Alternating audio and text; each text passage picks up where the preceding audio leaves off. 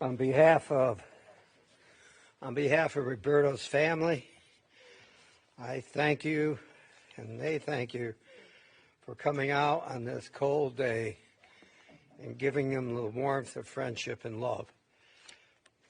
Today we're here to honor Roberta.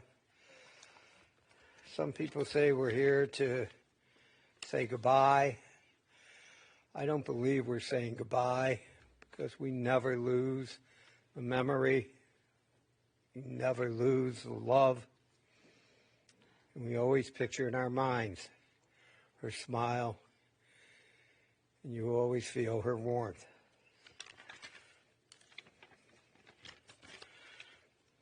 Death has taken our beloved Roberta. Our friends grieve in their darkened world. In their silence there is lamentation. In their tears there is loneliness. Lost in their sorrow may they find the presence of loving friends. Hear them, O God, be with them. For Roberta's life that united us in life and which death cannot sever. For her companionship that we shared along life's path and which continues through the tenderness of memory. For the gifts of her heart and mind that brought us joy and happiness and is now a precious remembrance. For all these and more, we give our thanks. Those who wish may join me in the 23rd Psalm. The Lord is my shepherd, I shall not want. He maketh me to lie down in green pastures. He leadeth me beside the still waters. He restoreth my soul. He guideth me straight paths for his name's sake. Yea, though I walk through the valley of the shadow of death, I will fear no evil, for thou art with me. Thy rod and thy staff, they comfort me. Thou preparest a table before me in the presence of mine enemies. Thou hast anointed my head with oil, my cup runneth over. Surely goodness and mercy shall follow me all the days of my life, and I shall dwell in the house of the Lord forever.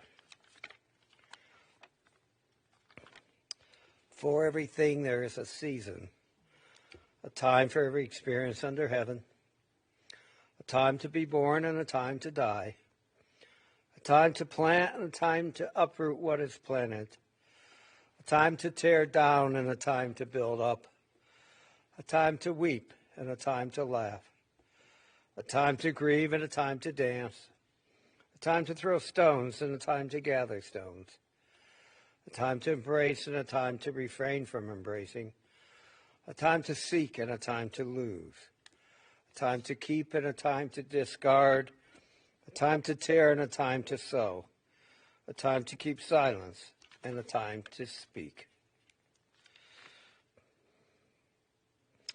In the rising of the sun and its going down, we will remember Roberta. In the blowing of the wind and the chill of winter, in the opening of buds and the rebirth of spring, we will remember her. In the rustling of the leaves and the beauty of autumn, in the beginning of the year, when it ends, we will remember her. When we are weary and need of strength, we will remember her. When we are lost and sick at heart, when we have joys we yearn to share, we will remember Roberta. For as long as we live, she too shall live. For she is a part of us as we remember her. We are assembled with our friends in the darkness that has fallen upon them. We raise our voices together to the source of life, asking for comfort and strength. We need light when gloom darkens our lives. We need fortitude and courage when pain and loss assail us. May we find the ease in God who preserves from destruction all that is good. Let us find them too in loved ones and companions who do God's work by binding up the wounds of the stricken. Who among us has not passed through trials and bereavements? Some bear fresh wounds in their hearts and therefore feel more keenly the kinship of sorrow. Others whose days of mourning are more remote still recall the comfort that sympathy brought to their sorrowing hearts. May our sharing of sorrow and our deeds of solace bring comfort to the loved ones of Roberta Zymler. At this point, I'm going to call upon the family who has some words that they would like to share with you, their thoughts, their remembrances, and their love for their mother, sister, grandmother, and daughter. So at this point, I believe the first speaker is going to be Ryan. So if Ryan will come forward, please.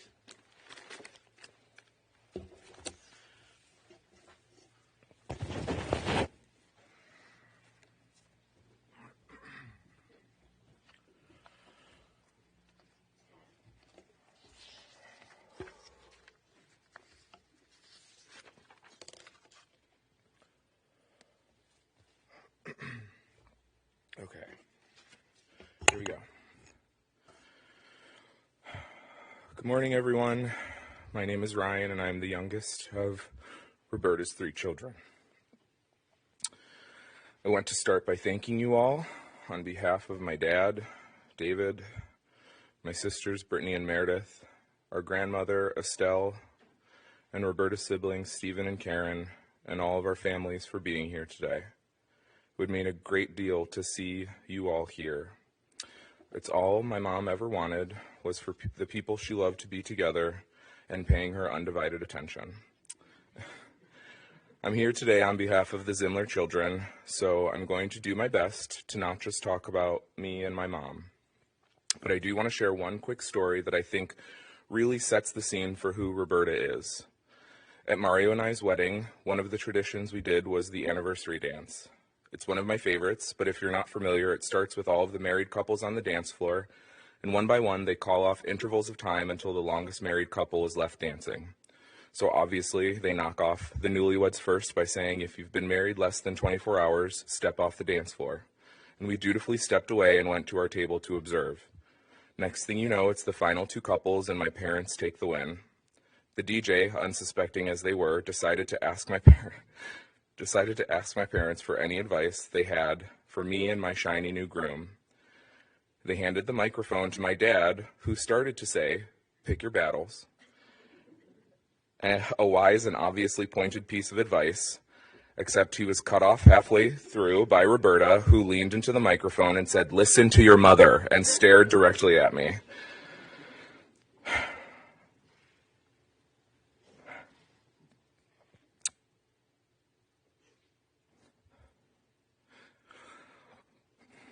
What a woman. When I stop to reflect on the person we are here to remember today, I just keep finding myself saying at times out loud, what a woman. You know how there are some people whose name just sort of matches who they are? That's how I always felt about my mom's name. Almost like Grammy and Popeye knew the exact type of personality she was going to have. Bold, straightforward, unique, a little harsh, showy, fun, but with a little seriousness to it. Roberta. I've always loved saying my mom's name. Honestly, all of her kids loved calling her by her first name whenever we got the chance, especially when we needed her to take us seriously. Roberta. Roberta. And she was Roberta to most of us, but to a select few, like her parents and siblings, she was Bertie. I remember growing up that she wanted Bobby to stick as a nickname, but I think her name just fit her too well. So for better or for worse, she was Roberta. But she finally got the opportunity to decide what people would call her, so she took advantage of it. When Claudia, Karen's oldest daughter, was born, my mom tried to get her to call her Bobby. Not Aunt Bobby, just Bobby. But because Claudia was a baby, and a very cute one at that, she couldn't really say it. Instead, she said, Bobbies. And then, of course, that finally stuck. It made it to my nephews, her grandchildren as well. Funny enough, the same thing was true for our grandfather. When my mom's dad, Alan, was getting ready to become a grandfather, he wanted to be called either Mr. Ginsburg or Sir. And then Meredith, the first of his grandchildren, was born, and she called him Popeye. And that stuck too. I don't know that I ever really put that together until I was writing this, that it was another way that my mom and Popeye were alike, a fact that she was very proud of. Leave it to the babies to humble even the most prideful. And my mother was not necessarily an easy woman to humble. I honestly don't even think humility was a word she was familiar with.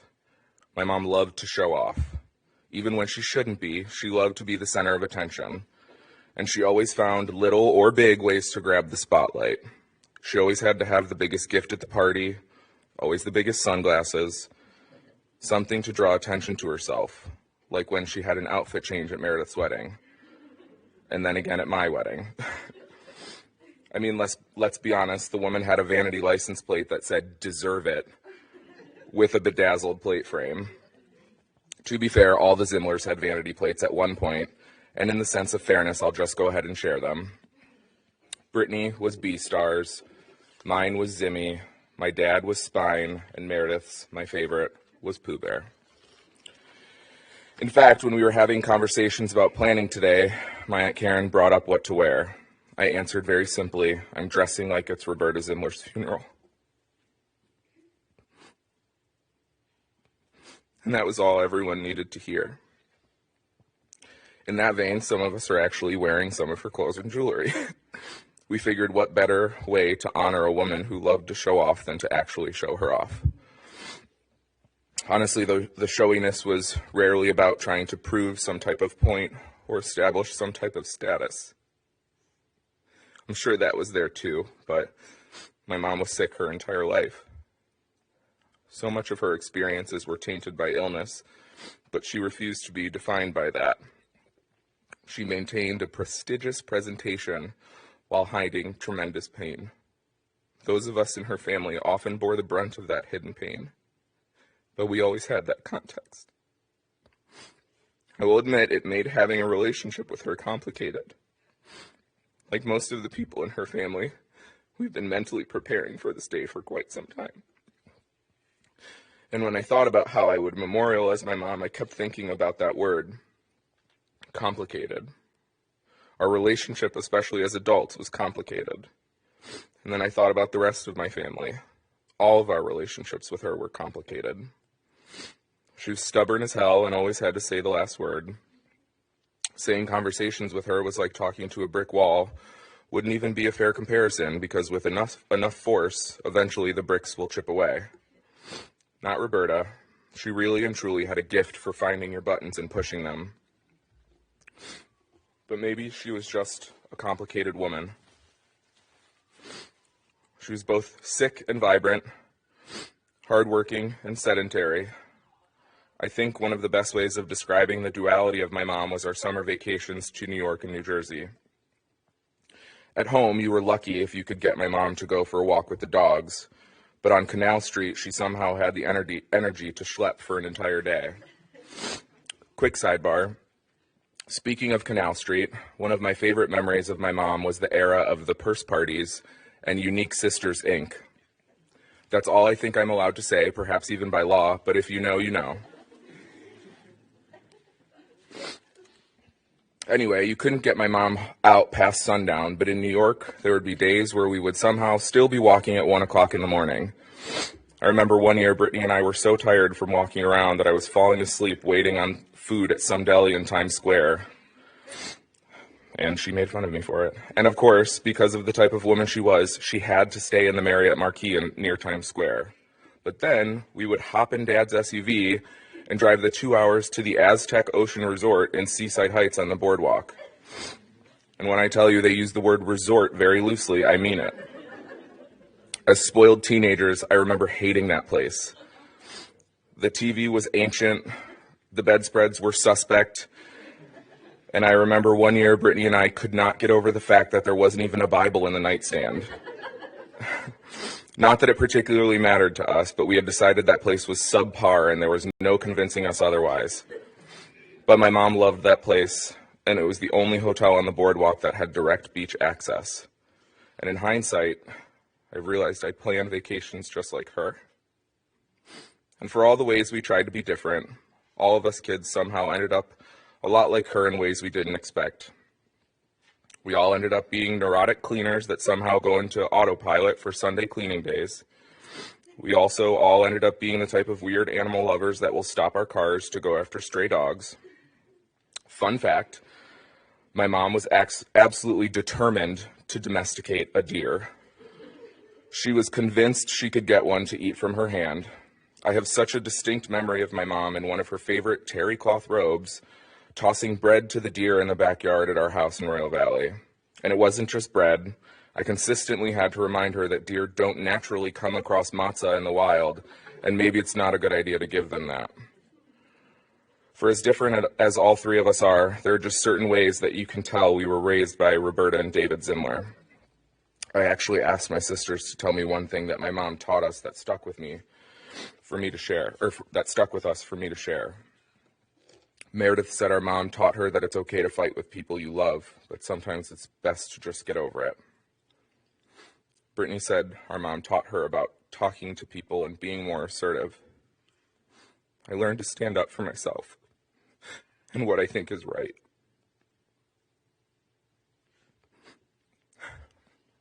It's kind of ironic that those were often some of the things that caused tension between each of us and our mom. But the very clear through line is Roberta was an incredibly tough woman and a fighter. But I would be remiss if I didn't mention the one person who made it possible. My dad is the unsung hero in all of this. For 46 years, he cared for my mom. In marriage, they often talk about in sickness and in health. But my father had to carry the weight of a lot more sickness than health. And he did it with grace and patience, and not just for his mom, for our mom, his wife, but for the rest of us. So I want to make sure that I remind you, Dad, and everyone else here, that you are an amazing man. You are and were an incredible husband. I cannot imagine what it feels like to lose the person you grew up with, built a practice with, raised children with. But I am hopeful for you, Dad, and I am grateful. We all are grateful for taking care of the woman that we loved. She doesn't have to fight anymore. And I know the rest of us feel some peace, knowing that she isn't suffering. The woman she died as was not the woman we all think of when we picture Roberta, the woman I've been describing. But my mom was prepared for this. She and Grammy would sometimes talk about the Rainbow Bridge, where we finally get to see everyone we have lost. So I can't help but smile thinking about how she's with Popeye and Bubby and Zadie, Benjamin and all of our dogs that she raised, like her children, probably better than her children. She's with Gutsy and Brutus, Charlie and Piggy, and her shadow Savannah. In that spirit of gratitude, I want to end with thanks. Thank you all for being here and for loving my mom, our mom. Thank you to my sisters for allowing me to speak for us and for being the only people in this world who truly understand Roberta's particular brand of mothering. Thank you, Grammy, for raising the woman that we love and for always taking care of us. Thank you, Karen and Steve, for reminding us that our mom was more than just our mom, but a sister. Thank you, Dad, for the things that I just don't think I have words for yet. And I want to thank you, Mom.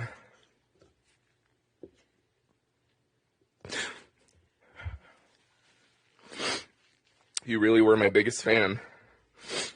Sometimes, if I think hard enough, I can hear you cheering at Oak Ridge Swimming Pool while you stay at the concession stand. Other times, in random flashes of stillness, I can still see you on the final night of my last high school production. You were the first person in the audience to stand, and I locked eyes with you. I'll never forget how loved I felt in that moment.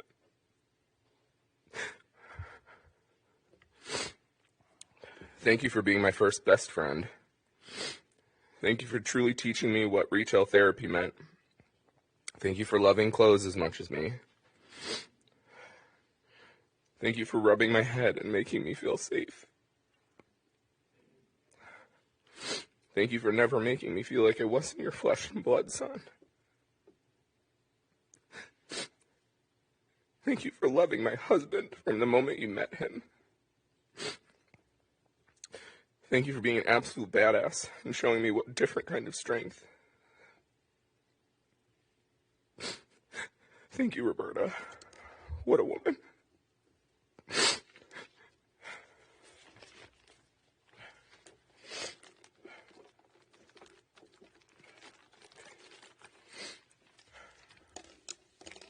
There we go.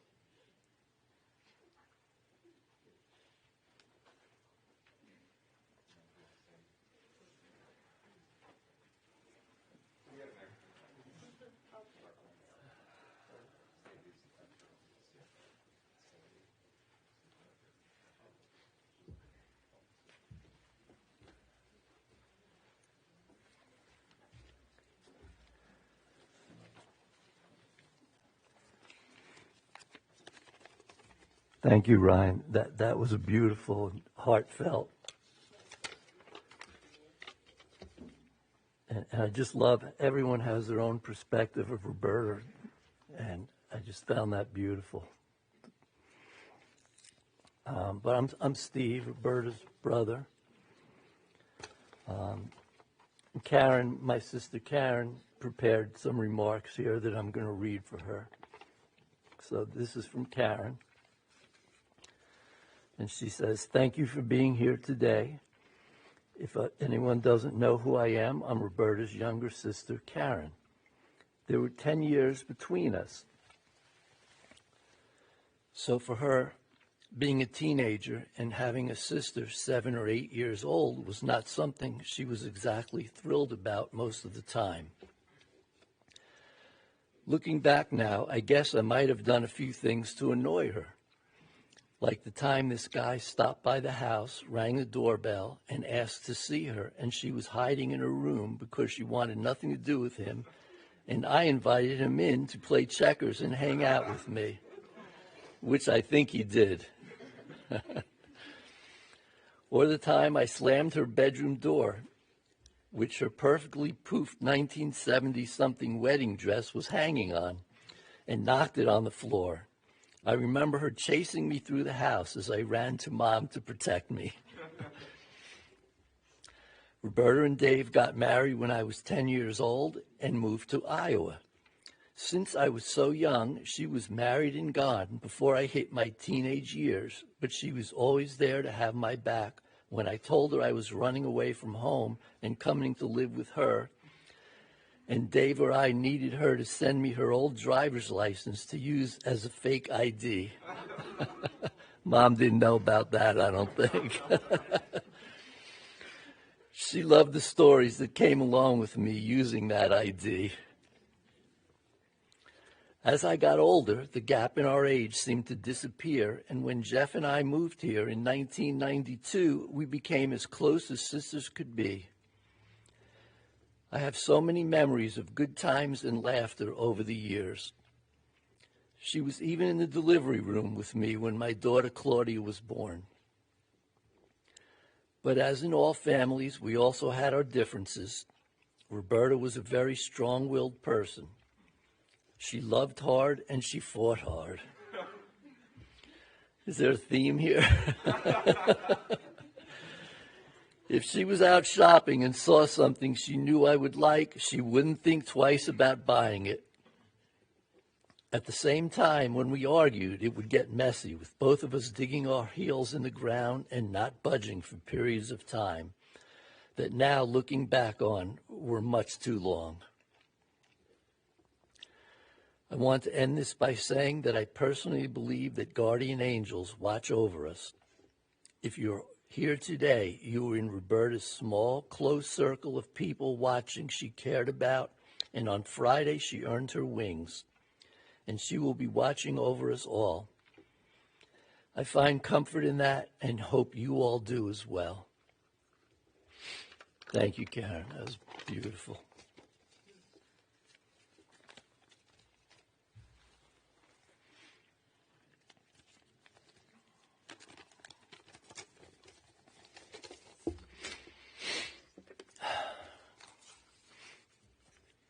So, life is short, and in Roberta's case, way too short, and I will miss her.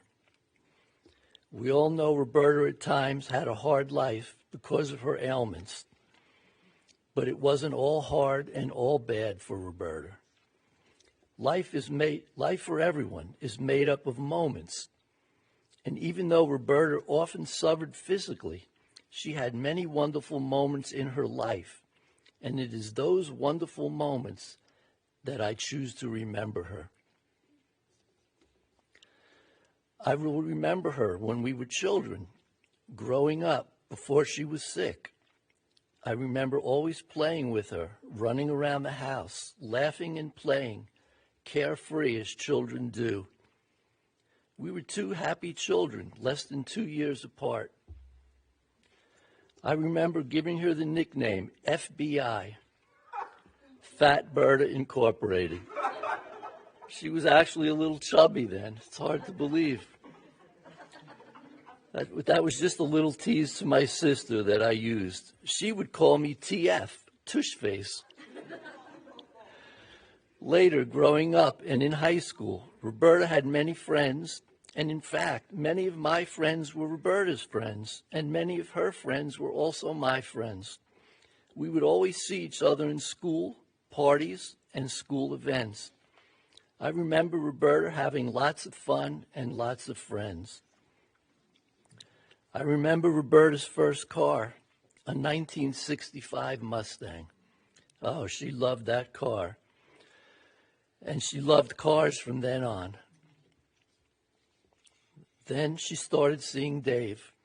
She loved Dave, and she married young. She was a beautiful bride. She knew what she wanted. She wanted to spend the rest of her life with Dave, and she did. Thank you, Dave, for taking care of my sister. I know it was not always easy, but again, I know there were many wonderful moments you shared. Roberta wanted children, and she had 3 beautiful children, Meredith, Brittany, and Ryan. She later loved her grandchildren, Aiden and Harper, and would go on and on and on about them when I spoke to her on the phone. She was always very close with Mom and Dad. They were always a very big part of her life, and Roberta knew she was loved by them. I know my sister Karen had that special relationship with Roberta that sisters have, and I know Karen did all she could to provide some comfort to Roberta in her hardest days. Of course, we all know the love Roberta had for her pets. Her pets were a great source of pride and joy for Roberta. I always get a chuckle about her love of boxing. Right? She wasn't really a sports fan, but she loved big boxing matches. I would speak to her on the phone about a big boxing match on TV, and she would impress me with her knowledge, and she knew what she was talking about. Did you ever hear the story about the little girl with the curl? That's Roberta. When she was good, she was oh so very, very good. But we all know the rest of that story, don't we? She was passionate passionate about what she liked and what she didn't, what she believed and what she didn't, who she liked and who she didn't. It wasn't always easy for everyone around her, but you knew just where she was coming from, and we loved her for it because she was Roberta. So when you add it all up, yes, Roberta at times had difficulty throughout her life, but she also had joy, passion, and had many wonderful moments in her life, and she loved and she was loved. And that is how I choose to remember my sister Roberta, the wonderful moments. Thank you.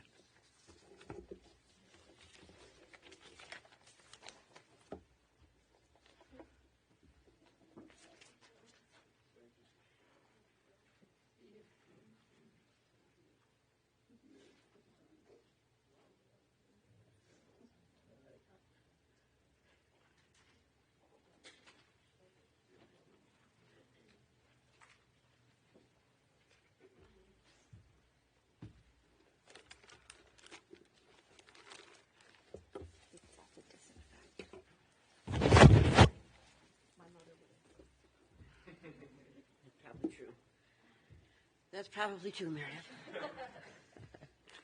Hi. Let me get organized here a second. And when you get to be my age, you make the writing really big. Hi. I'm Sandy Dowd, and Roberta and I were best of friends for more than half of our lives. I adored her and will miss her terribly. Our friendship began when Roberta came into Paul's optometry office for an eye exam. In the course of the exam, he found out that they were new in town from New Jersey, and her husband Dave was just beginning his chiropractic practice. Paul was also in the early stages of his career as an optometrist, so it was only fitting that we would get together for dinner, and the friendship of the four of us began. As you know, Roberta was a whirlwind of energy and fun. I admired her from the first time I met her. Roberta and Dave were at every party we had, and she was always the one who helped me make it a great one. When we bought our new building, she helped me organize a party from the setup to the takedown. She always knew exactly what to do. Our kids were very close in age, so we did lots of things with them too. Many, many birthday parties at every age and for every kid. From the skating rinks to the pool parties to the backyard parties. Always a fun time for them. And she also surprised me for my 40th birthday party with the party at her house in Royal Valley. And that was a major event for me, turning 40. We spent summers hanging out at the Oak Ridge pool because our kids were all on the swim team, all 5 of them. They were the best of summer days. We loved it. We had a great week at Lake Chautauqua and the cabins we always stayed at. They rented a small cabin that we nicknamed the Chicken Coop, and we laughed about that coop for years. Roberta ran the chiropractic office like a pro, and patients were always happy because she was there to greet them and send them off with her wonderful smile and cheerful message. As Ryan mentioned, the purse parties, if you remember, were quite a wild time of laughter and fun. She made that her own business and had a ball doing it. Roberta always had something fun to be involved in. What really made our friendship special was that Paul and Dave are also very close friends. We were the best of friends. Even in the later years when the busyness of life kept us apart, we always knew we were there for each other. We never missed a major event in each other's lives. The wedding of Meredith and Jeremy and Ryan and Mario were amazing, and we were happy to share those happy times with them. They even made the drive to Chicago for our son Trevor's wedding. Again, they wouldn't miss it. Even though the last year Roberta wasn't feeling well, she would not miss Trevor and Vicky's baby shower. It was her first time out in months, and Meredith said she insisted on coming. Again, always there for life events. In 2003, Paul was in a motorcycle accident, and when he came home from the hospital, I was to keep ice on his broken leg and knee. Well, of course, that day, the very first day back, Dave and Roberta come over, and after we get home and settled, and they laughed at my little baggie of ice on his knee. And it was just a little baggie. They went to Drug Mart and got a large bag of ice, probably 5 pounds, and large baggies, and packed his whole leg in ice. and used every bit of that ice. Again, they were there for us no matter what. Dave and Roberta were the perfect couple.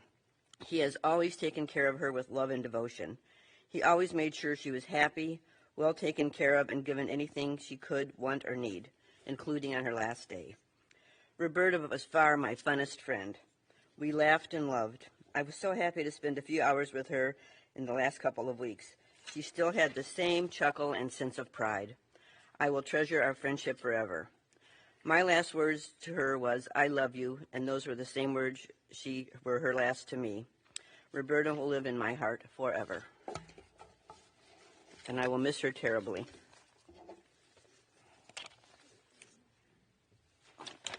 Don't want to forget. Cleaning for you, Roberta.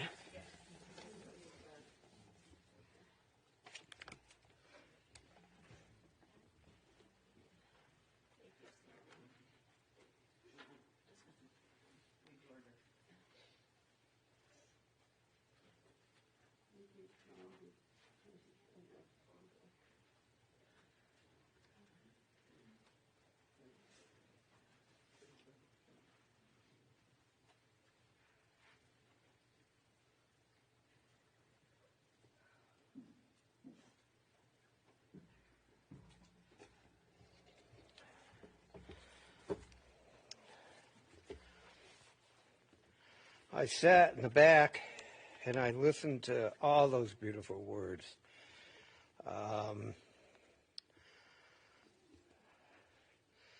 Roberta seemed to be tough, strong, giving and caring, very set in her ways, and tried to get David set in her ways. I did enjoy the comment, the mott's in the woods. So I learned a lot of your mother by then. And as I sat there, I thought of this one reading that I would like to share with you before we do our concluding prayers. Birth is a beginning, and death a destination. But life is a journey, a going, a growing, from stage to stage. From childhood to maturity and youth to age. From innocence to awareness and ignorance to knowing. From foolishness to discretion and then perhaps to wisdom. From weakness to strength or strength to weakness and often back again. From health to sickness and back we pray to health again. From offense to forgiveness, from loneliness to love, from joy to gratitude, from pain to compassion, and grief to understanding, from fear to faith, from defeat to defeat, until looking backward or ahead, we see that victory lies not at some high place along the way, but in having made the journey stage by stage. Birth is a beginning, death a destination, but life is a journey, a sacred pilgrimage, made stage by stage, from birth to death, to life everlasting.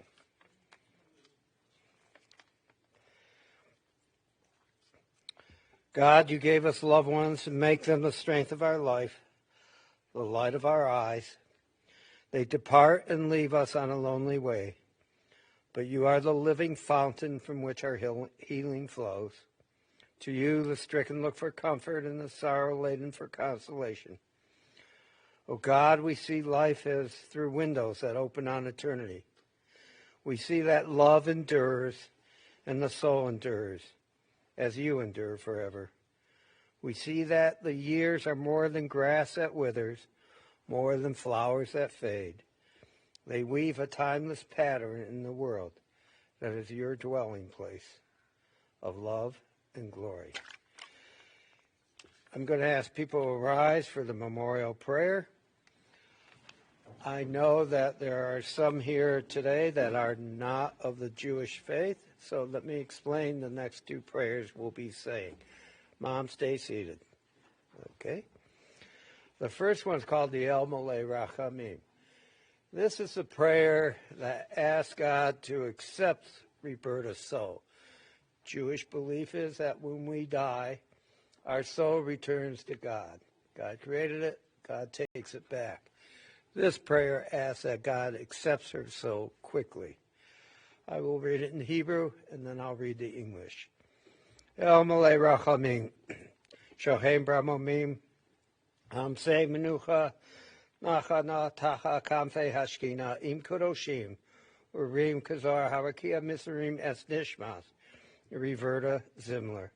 Sholach Le'olamo, Bial Harachamim Esterehu B'Seser Kanafol Le'olamim, V'Yisror B'Sor HaChayim Es Nishmato, Adonai Hu Nachalato, V'Yanuach B'Shalom Al Mishkavav V'Namar Amen. Compassionate God, eternal Spirit of the universe, grant perfect rest in your sheltering presence to Roberta Zymler, who has entered eternity. O God of mercy, let her find refuge in your eternal presence, and let her soul be bound up in the bond of everlasting life. You are her inheritance, and may she rest in peace. And let us all say, Amen.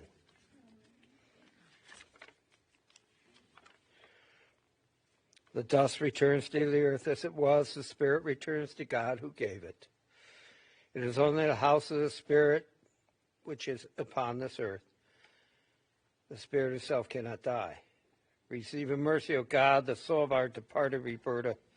Grant her that everlasting peace which you have prepared for us in the world to come.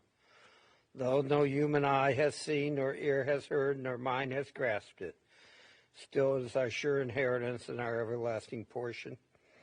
O God, help us to understand that grief and love go hand in hand, that the pain which loss inflicts is the measure of a love stronger than death. Though we cry in the anguish of our hearts, may we be like children who know that their parent is near, who cling unafraid to the trusted hand. In this spirit do we commit all that is precious to us to your keeping, as we repeat the words hallowed by generations. The next prayer I'm just going to say, and the family, if they wish, can join in with me, is a mourner's Kaddish. In Judaism, this is the last prayer said at the funeral service, because it's a prayer that doesn't talk about death. It talks about life, binding generations together, and the glory of life. And we repeat together, Yiskadal v'yiskadash shemei rabbah, v'yalma divra chirusei v'yamli malchusei, v'chayechon v'yomechon, v'chaye d'chol beis Yisrael, b'agalav v'zman kori v'imru amen, Yehei shmei rabbah mevarach, le'olam u'me'emaya, Yisbarach v'yishtabach v'yispoar v'yisromam v'yisnaseh, v'yisadar v'yisalev v'yisalah, shemei dekudashah barichu, v'yelah mimkol berchasa v'shirasa, tush b'chasa v'nechamasa, damiram b'yama v'imru amen. Yehei shlama rabba min shemaya v'chayim, aleinu v'al kol Yisrael v'imru amen. Hoseh shalom b'ramav, Hu Yaseh Shalom, Aleinu v'al Kol Yisrael, v'imru Amen. And to Roberta, we give these words that the sages have passed on. Le ki shalach Adonai, go your way, for God has called you. Le k'vadonai yeh imecha, go your way, may God be with you. May your righteousness go before you, and the glory of God receive you, and grant you that everlasting peace which you so rightfully deserve. And now we say to all of you, go forth in peace to life. Thank you. This concludes our service.